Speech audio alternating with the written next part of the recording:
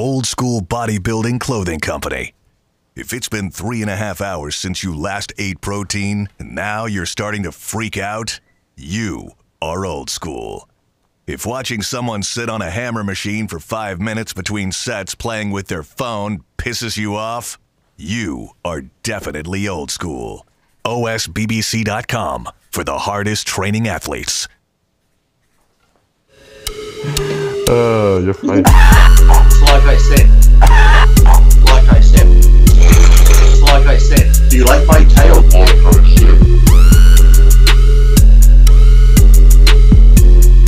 Welcome back to Iron Rage. That time of day again, and Cookie Monster's getting crazy.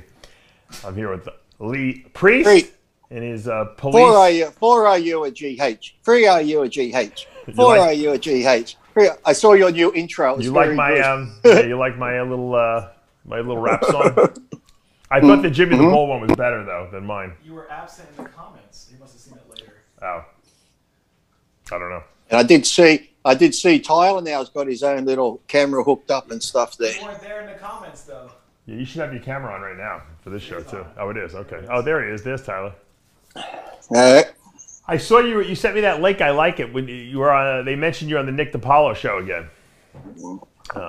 That guy likes you. Yes. He thinks you're. Oh, yes. He goes, I fucking love this guy from Australia. His accent sounds good when he. What was he talking about? He was talking about this Delta variant of the COVID. What's going on? Yeah, I was telling it. Oh, because we've got the Delta variant down here, so we've been in lockdown. Well, not too much us, but here where I live, if you go out, you got to have a mask on. If you don't have a mask on, police are just handing out on-the-spot fines of $200 to people. Then you go into a store, even a petrol station. If you go into a petrol station, they got these barcodes everywhere. You got to sign in and put, you have this app, government app, so you got to scan it. It says what time you're in there, and as you leave, you got to check out. Every store you go in, some people are refusing service if you don't check in to go into the store. Down Sydney again, though, gyms are shut in Sydney for the last 2.5 weeks. My daughter's contest has been put off. Victoria, where Tony Doty lives down there, they've closed the border, so you can't go to Victoria. Oh my God. Well, because this Delta variant now has jumped out at people and stuff like that. So now they're talking about this lockdown in Sydney could go on for another month, and all these coffee shops and people's business are going under again. So now the government's scrambling to give out packages and money stimulus packages to the people who are like, oh, fucking hell. It's like people just go on with life. Just live with it. It's like the flu. Just live with it. We can't keep shutting shit down every time someone coughs and sneezes, for God's sake. Did you tell them that, did you tell these cops that, hey, I'm triple vaccinated? I got my wife printing off the paper, so I will throw it up. When I go to the gym, I just put a mask down, and when I start training, I just take it off. I'm like, fuck off. If you're not worried about COVID, the gym's the last place you come because, okay, it covers your mouth, but you're touching everything. I was at the grocery store, and again, there was 5 people ahead of me, and they're doing all the groceries, touching groceries, and she's touching everyone's groceries. And then I swiped my card, and I touched the pin pad that the 6 people ahead of me have touched. They're not wiping that down after every use. So it's just stupid. It's like this whole, if you wear a mask, I feel safe now. It's like a security blanket, and this whole scanning in. And a lot of people too, there's some old people called up a radio station I listen to where these old people have been denied service because they don't have a smartphone. And before they had this QR code thing, they used to just have at the counter, they have a notepad where you put your name down, your phone number, and what time you came in and what time you left. So if there is an outbreak, they can call you. But they won't even, some places won't even let you do that. If you don't have a phone to scan in, you can't come into their store. My father can't even work the remote control back in the day for the TV set. I can't even, he didn't even have a phone, What would Valentino do with his little flip phone? He couldn't even Valentino couldn't check in over there. I just saw a guest joined us on there. Oh, he did? We have another person? Oh, I saw, yes, we do. A legend. Who is it? We do. A legend. He's a legend. Oh, SAMIR. You can't. Speaking of guys that can't use the barcode scan, SAMIR wouldn't be able to figure it out either. Really working on it. Yeah, that's Bubba. That's Bubba. Let me see. Let's see if we hear him. Yeah. So. What's up, SAMIR? Hit accept audio. Hit accept audio, Samir. Microphone, yes. He'll get it. I don't know. You might want to text him and tell him he's got to accept the audio. What do you think? Hit accept audio. Does he think he has this on mute? What do you think the problem is? You know how fucking Zoom works. The first thing it says. I know. You got to take the video. Yes. Yeah. He's got the wrong audio selected. Don't worry, he's going to go to his neighbor to have him help. Yeah. He's pushed the wrong button. So what do you think about the Flex Lewis saying he's not going to be doing the Olympia this year? I think it's a good decision because he just moved his whole Exactly. He's just moved everything. and like, come on. It's like if he wants to have a family, things come first. If that's his main priority right now, I think he should focus on that. I don't know why people would be upset because even moving to home, yes, the gym's set up, but I'm still sure there's lots of things to be doing. And during that whole move and setting it up, yes, he would have been training, but not training full on. So it's like, why rush it? If you're not going to be 100%, why go in, especially with the lineups the way they're getting now with Rami and if Ruli's there and you got all these other people. If you're not 100% on, why waste your time? If you can't give it 100%, why even try? 99, 98, it's not good enough now. So you got to be 100. If you can't do 100, just wait till next year. You're still young, Jesus. The moving, people don't realize this. Moving, and I moved around. This is a true story, and I've told this before. I moved around the corner. I had bought a house in 1997 in Seaford on the water, and then I bought another house in like 99, 2000, or was it 2001? I think it was. And it was literally, you could walk there. It was around the corner, okay? And I decided, finally it was ready because they were building. Dave. And hey, what's up, Samir? And I wanted to move around the corner. And so I said, why do I have to hire movers, right? literally, it's like a half, not even a half a mile, a quarter of a mile. I can hear you, Samir. Doctors, forget your story. Dr. Jesse I think my story fix is the done, problem. yeah. Forget your story, Dave. It's moving sucks. Hello, Samir. Yeah, the bottom line is that it was the most. Hold on, I'm calling Nasha for help. Hold on. It's like talking to your grandfather. Yeah, Push the other exactly. button. Push the other button. My father didn't want. If anyone else was talking in the room, my father would just leave. He didn't want to even deal with. He has got to be the center of attention. It's okay. Come on, it's okay. Samir, did you know the actor Bill Smith who died? Yeah, it's very unfortunate. What I remember when I was a kid, watching the Any Which Way But Loose movie, where he was fighting Clint Eastwood. That was like the first time I had seen him. I loved him in that movie. He was like a real badass. You know what's funny? I told him, I used to see him just like we see him. I saw him at World Gym many times. I did the same too. So it was hang out. Really nice guy. Right. And you know what I told him? I said, I am so crazy about the sport. So when I saw that pictures of you in one of his movies, I think was the movie that I saw back then was Darker Than Amber. Okay. Yeah, with Rod Taylor. Rod Taylor, the Australian, pretty great actor, actually. And so I told Will, I said, you know what? I had to steal that photo because I loved your arm. There's no other way I can get it. So I told it. He used to. It's funny you mentioned that movie. He used to tell me because he'd come into the gym every day and he'd have that real raspy voice. How you going, Lee? Yeah. And he'd always feel my arms. And a couple of times we'd train arms together. And his arms were still solid, but he was funny. But he said making Darker Than Amber when they came to Australia, because Rod Taylor, being Australian, loves to drink. He's like, oh, that Rod Taylor, he can drink. He goes, I'll tell you a secret. He goes, that fight scene, he goes, that fucker broke my ribs in that fight scene because we were punching full on. He goes, Rod Taylor broke my ribs, but I never let him know. So during that fight scene, I was in so much pain. He goes, you fucking broke my rib. Hey, when did you see the movie? Oh, a long time ago now. It would have been a while ago. I saw it when it first came out. Right. And I was just about starting bodybuilding. And you know what? When you see a big arm back then, you're like, wow, this is incredible. Right. You know, what's funny, I saw also Dave Draper movie with Don't Make Waves. Remember that? Yeah. I remember that movie. At the same time, I saw these photographs and I was really, really impressed. You know, when you into the bodybuilding, you know, you just want anything. For me, it was just a crazy passion. Still in. You look a lot bigger on the screen, too. I mean, Arnold looked like he weighed 800 pounds. I mean, he was enormous in the screen. No one had ever seen a bodybuilder that big on screen before. I mean, Stallone wasn't that big. Even Van Damme. Van Damme inspired a lot of people to train from his movies Bloodsport, and he wasn't even big on the screen. But you'd see Van Damme in person, he'd be like this. He'd be athletic looking, but pretty thin. Right. Yes. This big screen actually makes you look much bigger. So those people don't know, we have SAMIR BANNOUT, Mr. Olympia here, who's joined us, and Samir and I used to have funny stories when Samir and I used to hang out in Venice, because Samir was always notoriously late to turn up to train, to turn up for anything. I'd have to start training with Ali Mullah before Samir got there, and we'd even go down to Malibu. Samir goes, we'll go to Malibu, Bubba, and we'll go down there. So we'd go to Malibu Beach, we'd play ball on the beach, and then go across to that restaurant across the road from the beach and eat fish and chips and stuff. Oh, the good old days. Hey, you know what's funny? The first time I saw Lee Priest, I'm going like, this kid is pretty good. So he came over to my house in Westwood, and then they hit a few poses, and I said, holy fucking crap, this guy is different. And, I mean, really, Lee, one of the most massive guys. Different house for me. When you say different house. and you know what's funny?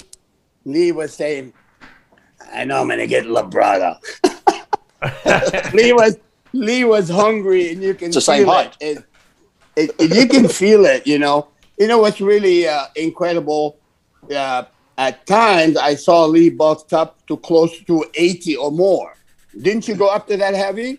280, 285 or so. He was a fatso, though, at 280. We went to Westwood. We were walking in Westwood, and this guy was so big. He looked like bigger than his Hummer. I don't know how he got his Hummer. He stopped the traffic, and I'm going, what the hell Lee Priest is going up to 285 when he did his best at 205, 212, or somewhere around that? Remember, Lee did great at 204, 205, right, Lee? Or maybe under a couple of times. He was like you, under 200. 204 to 210. Normally around then. No, most pro shows I was 206, 208. The balance, man. It's a balance, baby. Big arms and big legs. Yeah. Beautiful, tiny waist, no oil whatsoever. Did the job for Lee Priest. And then I found some photos I sent to Samir today when Samir come to England with me, and we had like a week and a half in England at expos and going to these castles, having cups of tea and stuff. Hey, Samir. I remember that. Samir, what do you think of a Lee Priest comeback? Do you think Lee can do it? Now? Yep. Of course, muscle memory is there. He will come back. He can come back. Yeah. Samir. Oh. What's that, Lee? Muscle Lee, memory. His arm. Muscle memory. His muscle memory. Oh, that tricep is still there, Samir. Oh. It's still there. Unbelievable. That's genetic. I'm scared. Muscle memory. My muscles have Alzheimer's. Yeah, your muscle have a little Haagen-Dazs on it now. Ben and Jerry's. You know what's funny? Lee and I talked about how people overdo it, and they get they complicate things for themselves, and they get so technical. And then when I see Lee came to my house sometime with butter and fucking stuff, like he ate like a monster. And in my opinion, I don't know why people overdo and complicate things. Yeah. I never saw Lee holding a gallon of water running on the street with it. Like, and he was in great shape. The whole key here, Dave, is having fun. Right. And Lee always had fun. Yeah, you know what? When you complicate things, you add more cortisol. You worry. You want to do relax, have fun, let the good time roll. You gotta have fun, but Lee also was a genetic freak. Anything he did, he grew from. I mean, he didn't need a lot of drugs. He was a teenager. He was a freak. He never even had taken a steroid. So yeah, but genetic freak. Yeah. But he worked his ass off. I saw him train. Lee trained hard. Oh yeah. Lee doesn't mess around. I'm the same way. They all accuse me. Yes, sir. Let's not talk about me. Let's talk about, what do you think of the up and coming Arnold Classic lineup? You think it's going to be a good show, isn't it? I honestly don't know who's in the lineup. I haven't looked. Well, there's going to be Well, Ruling pretty much the lineup's going to be like the Olympia minus Big Ramy, but Bonnet's going to be in it. Ruley should be in it. Nick Walker's going to be in it. Ian Vallier's going to be in it. Who else, Dave? It's almost going to be like the old days when it's like the Hakeem Williams. It's almost going to be like the Olympia lineup minus Mr. Olympia. So it's going to be a good show. Well, Arnold, he always invites the good guys in, and I know what he doesn't want to do a Mickey Mouse show.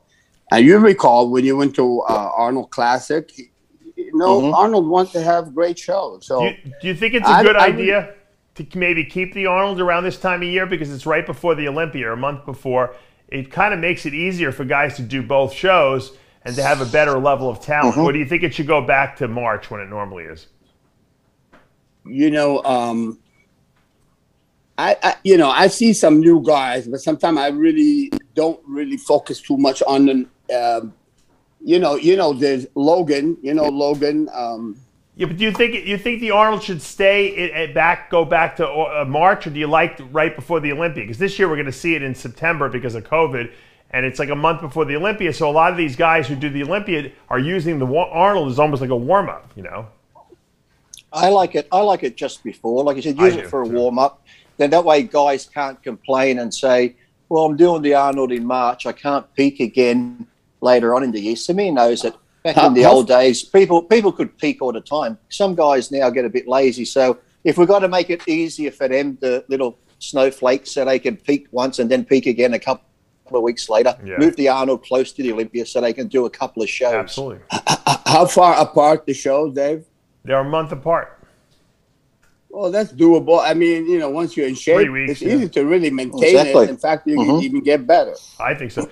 I'd like to actually see the New York Pro moved more than 1 month. It wouldn't be too. I wouldn't think it's a good idea. 2-3 weeks maximum would be good. Yeah, and maybe move like the New York Pro earlier in the year. Like maybe have that in March or something like that. That might be. Well, it's like Samir said too. When shows are close together, when I used to do shows close together, it's easier to hold it. That's why a lot of guys don't understand now whether they're using too many chemicals and doing whatever, they can't hold their shape. But I held my shape, and the more shows I did, the better I got. So when I see these guys do one show now and they go, I can't hold my shape for another week or two, I'm like, it's easy. Once you're in shape, it's easy to keep your shape, unless you're doing something with chemicals that just messes your body up. Actually, in my opinion, the second show you should look better, because sometimes you don't really realize that, when you load up after one show, you get back to your maximum fullness, and then you have better control over, Sometimes we take it too far and we dip down into losing lean tissues and stuff like that. I think it's a smart idea to fill up completely and get back. And, it'd be easy to do the second one and make a little improvement, in my opinion. Samir, in your estimation, who is the most difficult Mr. Olympia to beat on stage? Not necessarily the best Mr. Olympia, the hardest guy to beat, and why? Who is the best Mr. Olympia ever? No, who is not the best. Who is the most difficult Mr. Olympia to beat on stage, and why? Okay, good question. Good question. Look, I witnessed Ronnie Coleman 2001 or 2002, and I can honestly say he was beyond ripped, and he was wasted. He looked unbelievable, In fact, I had a plan of visiting him with Prince from Qatar, and I wanted to see him. And so I told Ronnie, I have someone when I stop by. On the way up to the room, I saw Lou Ferrigno walking out of the elevator. I said, Samir, did you see Lee? Did you see Ronnie? And I said, no, I'm going to see him right now. He said, oh, my God, I'd never seen anything like it. And that's Lou. Dave, Lou was right. Lee, damn, Ronnie was so shredded and full and wasted. I knew right then there's no way anybody going to touch him. Right. And he really walked away with the show. I think that was the most conditioned Mr. Olympia. Which one, 99? I've ever seen. You talking about 99 or 98? 99 or 2000, one of the two. No, I think 01 he was awful. Probably 99 you're thinking, yeah. You think so? 01 is when Jay almost beat him, you remember? I think it's 2 years before Jay Cutler took him, and a couple years before that. Yeah, so it might have been 03 is when he was the craziest, size-wise. 03 was that insane, like 292-pound version of him. I always think the hardest Mr. Olympia to beat there'd probably be two of them, Ronnie and Dorian. Of course, their physique was hard to beat, but also when you look at the mentality Ronnie has and Dorian had, just that, that crazy training mentality where it's just all or nothing, all or nothing. I'm not saying other guys don't train hard, but some just have that do or die, whereas some sort of train hard, but you can just see when someone goes beyond to the point where if they die, they don't care. Right. Yeah, I'd say Dorian was the toughest. I believe in that condition that I saw Ronnie.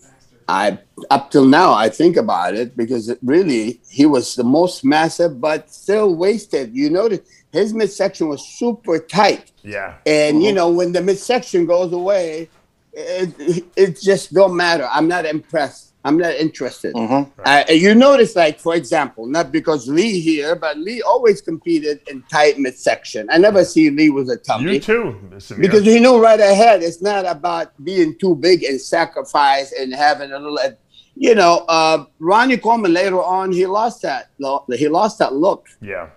So do Phil Heath. I think Phil Heath, no bullshit here. I'm not talking about anyone personally, about them as a person, but as a bodybuilder, I think without a doubt, Phil Heath is one of the most incredible bodybuilder there is when he is on. When he is on, because he's complete. You don't find weakness on Phil. Ronnie, we're gonna get back and say, okay, where's the calves?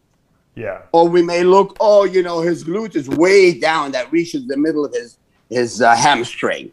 To me, it's all about who is the most complete or put together. I would have to go to Phil Heath. Wow. Okay. Really? So, but most impressive condition ever was for Ronnie Coleman. Yeah. Now, since we're talking about Mr. Olympias, getting back to the actor Bill Smith, who died, we were just speaking about it in the beginning of the show. He actually trained with Larry Scott for the first two Mr. Olympia victories that Larry had. He was the first Mr. Olympia, and I heard a story. I don't know if heard the story. Supposedly, Bill asked Larry. He goes, "Larry, we train together every day. How are you so much bigger than me?" And Larry said, "Dianabol. I'm taking Dianabol." And Bill didn't even know what it was. Bill never took any drugs, supposedly. Yeah, they were both training at Vince gyms. Yeah, Vince does run it. Right. And they did it the old school way. Vince, man, the way they diet back then, and I know you are in favor of this kind of diet. Yeah. You are the keto man. Yeah. Can you imagine, cream and whole eggs, unlimited amount of, you can eat actually and bacon, Mike. But no carbs, right? Liver caps. What do you really say about that? Let me ask Lee Priest about that because he's not going to be biased here. He's going to tell the truth. No, Lee, what do you think about the high? Keto? I tried it, but I don't know. My body loves carbs, so I tried eating. Because I love meat too. Look, I love bacon. I love eggs. I love high fats and protein foods, and I tried it, but as soon as I take carbs out of my diet, I just start craving breads and pastas and rice. So I did. I lasted maybe 5 days, but then I went off that and I went to eat buns and bread and rice and pasta. So I just said, I got to keep a little bit. The lowest I ever went on carbohydrates dieting was 250 grams a day. If I went lower than that, I just felt crap and stuff. So 250 was my lowest I'd ever go. I'd have to agree with you because, look at Dorian Yates.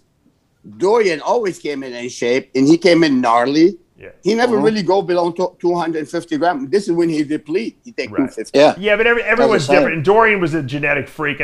Sean Roden would do 0 carbs and 0 fats for 3 weeks, to get in shape. But would tell me what. So 0 fat different. And 0 carb. Lavroni said Lavroni would go 6 weeks without eating carbs. Lavroni was a big low carb dieter.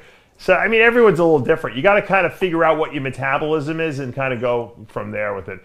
But, guys, I got to go pick my son up at school. SAMIR, I love when you join us for these little special, shocking little occasions. It makes my heart, warms my heart, because you are such a bevy of knowledge when it comes to bodybuilding. Samir's a legend. When you go, sorry to cut you off, Samir, but Samir's a legend, and this is what I love about Samir. When I see photos of Samir, even the older guys, this is where the younger guys today need to learn conditioning. When you look at Samir and the other guys back then, the conditioning they had in the muscle, weight didn't matter. When you have the proportions and you have the muscle and you have that level of conditioning, you can throw the weight number out the window because they look like giants. And that's where the guys today need to realize, yes, mass is great, but not to the point where you have so much mass, you don't have separation, you don't have condition. And when you look at Samir and those guys back in the day, you'd think Samir weighed 260. You'd be like, wow, look at him, the small waist and that. But Lee, I have to stop you at this and tell you, you're like Hummer. You used to drive a Hummer. But I'm going to tell you, Aston Martin versus Hummer. What's that, Dave? Come on, man. I like the Aston Martin. Yeah. Oh, look, Aston Martin's my favorite car. But you can't take it in the bush. You can't take it through the mud. You can't take it through the water. And you can't mount a 50 caliber machine gun on top. But that's not what Aston Martins do. They drive fast. Well, James, I take it back. James Bond did have machine guns that came out of the Aston Martin. So. I'd rather have a Porsche 911 twin turbo for that. Hey, listen, Dave, before you go. Yeah. There are some really important topics that we need to discuss in the future, and we'll go over it sometime. Iron debate. Iron debate, Samir. Let me know when you're available. Let's do it. All right. We will do that again. And I love hanging out with you and Lee because I know you go. We'll get Lee on too. Passionate. You loved it. We'll do Iron debate next week, and we'll have you and Lee on. It's great chatting with you on short notice because Lee just started like Mr. Me and Dave come and said, well, give me a break. I'm going to get a teaser. Samir, we got to get you on for the teaser, and then we get you on for the full-blown one the week after so people get excited about it, you know? For now, though, I'm Dave Palumbo. The thing is, a lot of people sticking their nose in the game, and they're not from the heart of the game. You guys from the heart of the game. That's why I like to sit here and listen. Take us out with your Joe Weider impression, Samir. Hey, come on. You know what? You can call Paul. Give us a little Joe Weider. Come on. You can call Paul Dillett. Not Paul Dillett. And they used to call Paul, this is Joe Weider. Oh, hi, Joe. How are you? Can you come over for like, yeah, Joe. And then, you used to get pissed off at me. I was with Samir once, and he called up Paul Dillett like that, offering Paul a contract, and Paul got all excited. No. The photographer, the Japanese photographer, was named Mitsuru. Yeah. Mitsuru Okabe. Yeah. I called him and I pretended to be Joe. I gave him a job, $150,000 contract. He was so happy. He goes, Mr. Weider, thank you very much. You know how the Japanese talk. Mr. Weider. Samir, and then when he found out it was me, he goes, I hate you. Samir, the greatest, man. Mr. Olympia, 1983. Samir BANNOUT, Lee Priest. I'm Dave Palumbo. We'll see you next time. Best regard. Go get your boy. Thank you. Talk to you all later. I'll speak to you later, Samir.